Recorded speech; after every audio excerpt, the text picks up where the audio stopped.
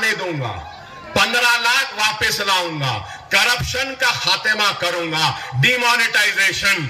अरे वाह, क्या बातें थे मिस्टर मोदी के कि अजीत पवार शरद पवार को छोड़ दिए और करप्शन से ये मिस्टर मोदी योगी हाथ मिला लिए। गया गई। अब आप देखो क्या है। और फिर गारंटीज का वक्त आ गया। कोई 5 गारंटी, कोई 6 गारंटी। कांग्रेस शायद आज ऐलान करने वाली थी उनका मैनिफेस्टो। हमारे रियासत में भी कई गारंटीज दिए। ऐसी गारंटी है कि बोलते ना वो नाना की दुकान पे मामू की फातिहा, वैसा हिसाब है। ये दे देंगे, वो दे देंगे, ये दे देंगे। बहरहाल वो गारंटियां पूरे नहीं हुए। अब ये गारंटी कौन लेगा इलेक्शन के बाद? क्या पवार ठाकरे के साथ रहेंगे या शिंदे के साथ जाएंगे? ये गारंटी कौन लेगा? क्या शिंदे पवार के साथ रहेंगे या फिर गांधीयों के साथ चले जाएंगे? गांधी क्या गारंटी लेंगे कि वो बीजेपी के साथ नहीं जाएंगे? अरे ये इसकी सियासत में, महाराष्ट्र की सियासत में ना कोई आइडियोलॉजी रही, ना कोई उसूल रहे, ना कोई अक़दार रहे, कुछ नहीं रही। सिर्फ इख्तिदार की कुर्सी होना है। याद रखो, याद रखो, हमारा कोई नहीं है। सिर्फ हम वोट बैंक की तरह इस्तेमाल करते हैं। हमारे पास अपनी आवाज नहीं थी, अपनी जमात नहीं थी। अब आपकी जमात मजलिस है, जिसकी आइडियोलॉजी है आपकी खिदमत, आपकी आवाज, आपकी इज्जत, आपका वक़ार, आपकी शरीयत की हिफाजत, आपके औकाफ की हिफाजत, आपके हक की लड़ाई लड़ना। सेक्युलरिज्म बोलते हैं, अंदर से तो कुछ और उनकी आइडियोलॉजी है। तो अब सवाल यह है कि हिंदुत्व आइडियोलॉजी आज सेक्युलर आइडियोलॉजी के साथ है।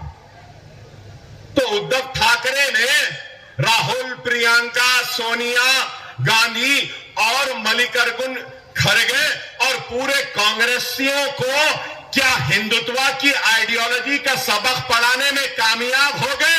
और गांधीयों ने हिंदुत्व की आइडियोलॉजी को कबूल कर लिया कि उद्धव ठाकरे से हाथ मिला लिया? जवाब है?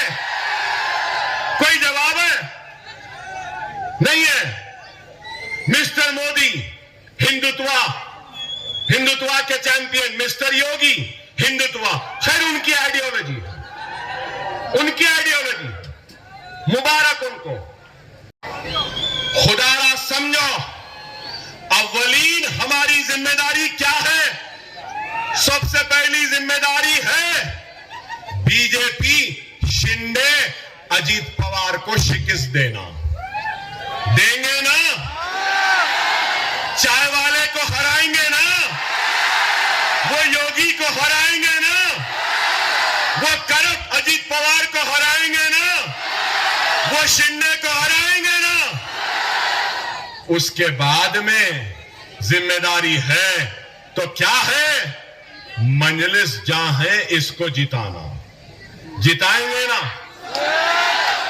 होशियारी से वोट का इस्तेमाल करो। कहीं ऐसा ना हो जाए कि आपका वोट बीजेपी के दामन में ना चला जाए। खुदारा अपने वोट का सही इस्तेमाल करो। अभी 2 मिनट है, 2 मिनट है। अपने वोट का सही इस्तेमाल करो। अगर मैं यही कहूंगा मजलिस को भी नहीं देना चाहते हैं तो ये समझ लो अच्छाई और मुकाबले में अगर कोई है तो बुराई है। अपने वोट को अच्छाई के लिए इस्तेमाल करो, अपने वोट को खुशहाली के लिए इस्तेमाल करो, अपने वोट को नशा मुक्त मालेगांव बनाने के लिए इस्तेमाल करो, अपने वोट को जालिमों के खिलाफ इस्तेमाल करो, अपने वोट को उन लोगों के हक में इस्तेमाल करो जो आपकी आवाज बनते हैं। अकबरुद्दीन ओवैसी आपका था, आपका है, आपका रहेगा। वादा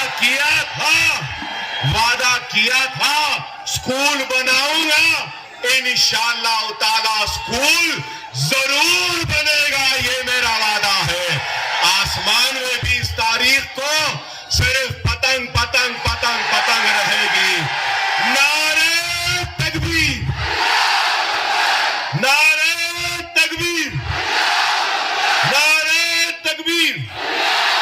हिंदुस्तान, हिंदुस्तान, मजलिस इत्तेहादुल मुस्लिमीन। पतंग पतंग पतंग पतंग पतंग रहेगी, पतंग रहेगी। वाखिरु दाअवाना अल्हम्दुलिल्लाहि रब्बिल आलमीन। सेक्युलरिज्म बोलते हैं, अंदर से तो कुछ और उनकी आइडियोलॉजी है। तो अब सवाल यह है कि हिंदुत्व आइडियोलॉजी आज सेक्युलर आइडियोलॉजी के साथ है। तो उद्धव ठाकरे ने राहुल, प्रियंका, सोनिया गांधी और मल्लिकार्जुन खड़गे और पूरे कांग्रेसियों को क्या हिंदुत्व की आइडियोलॉजी का सबक पढ़ाने में कामयाब हो गए? और गांधीयों ने हिंदुत्व की आइडियोलॉजी को कबूल कर लिया कि उद्धव ठाकरे से हाथ मिला लिया? जवाब है? कोई जवाब है? नहीं है। मिस्टर मोदी हिंदुत्व के चैंपियन, मिस्टर योगी हिंदुत्व, खैर उनकी आइडियोलॉजी, उनकी आइडियोलॉजी, मुबारक उनको। हमने शहर में नशा और चीजों का कारोबार किया है, ना कभी गुंडागर्दी की है, ना दादागिरी की है। कल हम जब वोट की अपील लेकर के कुसुम्बा रोड पर चल रहे थे तो 20-25 नौजवानों ने हमारा रास्ता रोक लिया कि आप वोटों के लिए लोगों से अपील करने के लिए नहीं जा सकते। हमने उनके दरमियान से रास्ता बनाया। हमने उन नौजवानों को देखा है जो इस मौके पर जो हरकत कर रहे थे और जो बेइज्जती का काम करने जा रहे थे, हमने उनको देखा है, हमने उनको पहचाना है। उन्होंने अपना तारुफ खुद करा दिया कि हम फला नस्ल वाले के भतीजे हैं। वक्त किसी को माफ नहीं करता। और आप समझ लीजिए कि आप जिसके लिए मेहनत कर रहे हैं, दादागिरी कर रहे हैं, और जिन लोगों ने हमारे साथ ये हरकत की थी, हम उनको बखूबी जानते हैं, उनके बैकग्राउंड का भी पता है। आज इस वक्त मैं आपसे अपील करता हूं कि ऑल इंडिया मजलिस इत्तेहादुल मुस्लिमीन ने अगर मुझ पर एतमाद करके दोबारा उम्मीदवारी दी है तो आप मुझे अपनी वोटों से नवाज करके मुझे फिर खिदमत करने का मौका दें। मैं आपसे वादा करता हूं कि ऑल इंडिया मजलिस इत्तेहादुल मुस्लिमीन की जो भी पॉलिसी होगी, मैं उसको सामने रख करके अपने शहर की आवाम के लिए जो खिदमत कर सकता हूं, उस खिदमत से मैं पीछे नहीं रहूंगा। मैं फिर अपनी माँ और बहनों से गुजारिश करूंगा कि मुझे अपनी दुआओं में याद रखें और मेरी कामयाबी के लिए आपने माजी में जिस तरह मन्नतें मानी थी, रोजे रखे थे और मेरी कामयाबी अल्लाह रब्बुल आलमीन से मनवाई थी, मेरी गुजारिश है कि आप फिर मुझे खिदमत करने का मौका दे, अपनी दुआओं में हिस्सा दे। बहुत बहुत शुक्रिया। बेवकूफ हैं, आपको पता नहीं है कि मालेगांव की बाशऊर अवाम आपकी चालबाजियों को अच्छी तरह समझ रही है। 2014 में शेख आसिफ साहब ने इसी जगह जलसा लिया था और उन्होंने इस वादा किया था कि सलीम मुंशी नगर और दीगर झोपड़पट्टियों में रहने वालों को वो 7/12 का उतारा बना करके देंगे, मालिकाना हुकूक देंगे। उन्होंने इस बात का वादा किया था। अपने मैनिफेस्टो में ना जाने कैसे कैसे झूठ कहे थे, लेकिन 5 साल इक्तदार में रहने के बाद उन्होंने सलीम मुंशी नगर की आवाम को एक फोटो पास दिया और ये झांसा दिया कि ये फोटो पास आप संभाल करके रखना, अगर आपके पास ये फोटो पास रहेगा तो आपको मालिकाना हुकूक 7/12 उतारे का मिलेगा। आज सलीम मुंशी नगर की आज यहाँ की आवाम उस फोटो पास को संभाल करके रखे हुई है और इस आस और उम्मीद में है 10 साल गुजरने के बाद भी उनको कोई मालिकाना हक मिला नहीं है। इन्होंने नुमाइंदगी की थी कारपोरेशन में, जब ये मेयर बने थे उस वक्त इनके सामने जनता दल ने उम्मीदवार दिया था कारपोरेशन में, तीसरे महाज की तरफ से हमने उम्मीदवारी दी थी, लेकिन इन्होंने उन दोनों उम्मीदवारों को खरीद करके उनका फॉर्म वापस निकलवाया और बिना मुकाबला चुन करके ये कारपोरेशन में पहुंचे थे। मिली तंजीमों ने हिमायत की थी इस प्रोग्राम को, उन्होंने इस तरह सुबोताज किया कि वो लोग जो इस तहरीक में शामिल थे उनमें से बेशतर लोगों को 10-10 और 11-11 महीने जेलों की सलाखों के पीछे रहना पड़ा।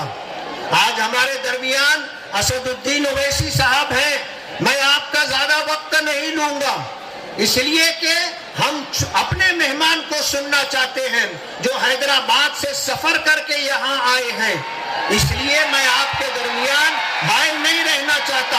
मैं आपसे ये अपील करके अपनी जगह लूंगा कि ऑल इंडिया मजलिस इत्तेहादुल मुस्लिमीन ने मुझे 2019 में भी उम्मीदवारी दी थी और आपने अपनी मोहब्बतों से नवाजा था और मुझे चुन करके दिया था। इन 5 सालों में इस शहर के लिए हमने 499 करोड़ रुपए का फंड ला करके मालेगांव की आवाम को ये बताया कि हमने कितना काम किया है। माजी में किसी एमएलए ने अपनी दौर में इतना काम नहीं किया और इतना फंड नहीं लाया। आज हमने जो काम शुरू किया है उन कामों को आगे बढ़ाने के लिए और उन कामों को पाए तकमील तक पहुंचाने के लिए मुझे फिर आपकी मोहब्बतों की, आपकी नवाजिशों की जरूरत है। ऑल इंडिया मजलिस इत्तेहादुल मुस्लिमीन ने मुझे दोबारा उम्मीदवारी दी है और मैं आपसे ये अपील करता हूं कि अगर हमने माजी में इस सियासी जिंदगी में अगर किसी वक्त आपका कोई काम हम नहीं कर सके तो मैं आपको बताना चाहता हूं कि मैंने कभी आपका कोई नुकसान भी नहीं किया है। आपसे ना आपका कारोबार छीना है, ना आपकी जमीनों पर मैंने ना